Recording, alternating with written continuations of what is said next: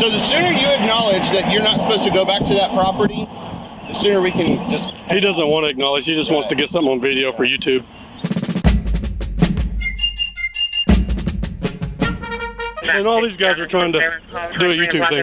And I'm trying to do a YouTube thing. But again, YouTube hasn't been treating me fairly. I went to the trouble of censoring my previous video so that I didn't even show the cop shoving Floyd Wallace Jr. And still my video wasn't monetized. And I'm still waiting for it to be reviewed. Meanwhile, videos on the same subject showing the shove and even misrepresenting the shove got monetized. In his following video, Earl David Worden distanced himself from the Floyd fiasco and disavows the tactics that they're using. What are my thoughts on this whole thing? I don't understand it. I don't understand it at all. It's senseless. If you're going to go out and do this, and this is my advice to everybody that does this, is go do your thing. Go do your thing. If the police leave you alone, well, isn't that our ultimate goal? Ultimately, we want to be left alone. We want our rights respected. And if the police do that, why do we need to make it something that it isn't? I don't understand that concept. Now, I'm getting blamed for this. I've gotten a lot of comments saying, "Oh, you're involved. You're involved." I'm not even in Oklahoma City. I didn't even know that these guys were in Oklahoma City. Believe it or not, I don't sit around and talk to, all these different people every single day, every single minute of the hour. Everybody thinks that we're like on a walkie-talkie app and we're constantly in contact. We're not. We're not. I do my own thing. I have other things going on. And so I didn't even know Floyd was in Oklahoma City. I hear from Floyd when he's in the Houston area.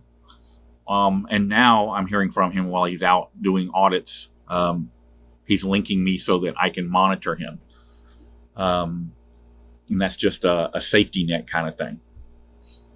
But I had no knowledge of it. I understand from Patrick says he had no knowledge of it, that, so don't know. It ain't my thing. I didn't do it and don't want a part of it. I don't believe in it. And this all comes from the West Coast. This is a bad habit the West Coast guys had, and it has caught on with some other people in other places. This is, I've said this before, and I've called people out for it. And when I heard about this, there were a couple guys that got an earful from me about it.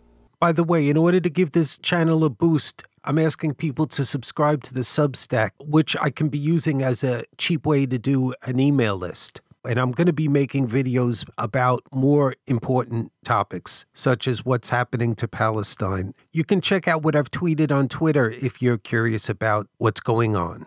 When the 15-member United Nations Security Council proposed a resolution this week calling on the Israeli government to cease settlement activities, demolition and eviction, and urging general restraint, the United States reportedly blocked it from happening.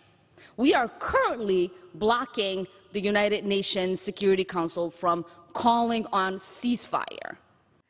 As long as the message from Washington is that our military support for Israel is unconditional, Netanyahu's extremism, right-wing government will continue to expand settlements, continue to demolish homes, and continue to make the prospects for peace impossible.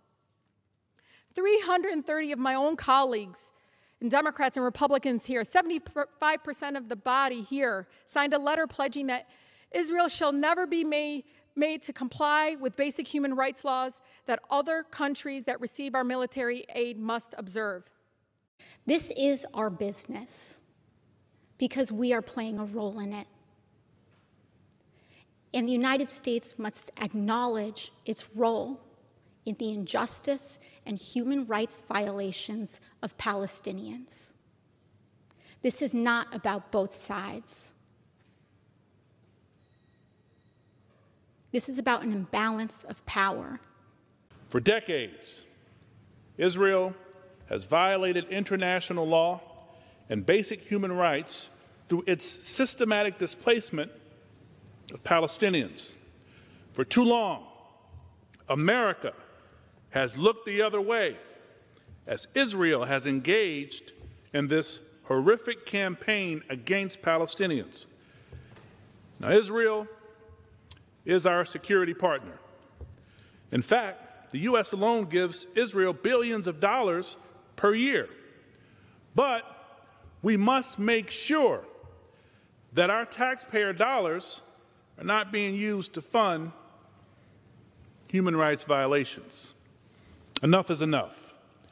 America has a moral obligation to use our influence to protect the victims of human rights violations, including the Palestinian people.